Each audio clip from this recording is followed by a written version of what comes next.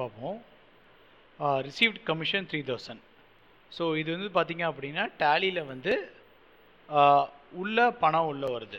So ஒரு ப்ரொப்ரேட்டருக்கு commission உள்ளே வாங்குறாரு அப்படின்னா கேஷாக வாங்குறாரா பேங்க்காக வாங்குறாருன்னு ஃபஸ்ட்டு புரிஞ்சுக்கணும். இதில் பேங்க்குன்னு எதுவுமே கொடுக்கல. ஸோ கேஷாக வாங்குறாருன்னு எடுத்துக்கிறேன். So received commission 3000. ஸோ இதில் டெபிட் என்ன உள்ளே வருது? Debit what comes in? Cash commission. So credit என்னது? கமிஷன். நாமினல் அக்கௌண்ட் ரூல் படி credit all incomes and gains. So commission ரிசீவ்டுங்கிறது ஒரு கெயின் மாதிரி. ஸோ இப்போ நம்ம வந்து டேலியில் போய்ட்டு ரிசிப்ட் வவுச்சர் போடணும். டேலியில் கேட்வே ஆஃப் டேலியில் வவுச்சரில் போயிட்டு F6 அமுத்துனீங்கன்னா ரிசிப்ட் வவுச்சர் வந்துடும்.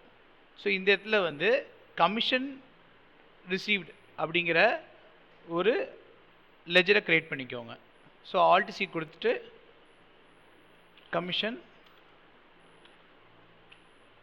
ரிசீவ்டு அப்படிங்கிற லெஜரை நான் வந்து க்ரியேட் பண்ணுறேன்.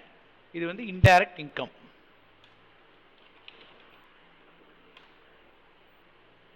கண்ட்ரோல் A கொடுத்து சேவ் பண்ணிக்கோங்க. ஸோ எவ்வளோ amount? 3000. Debit what comes in? Cash உள்ள வருது. So 3000 being commission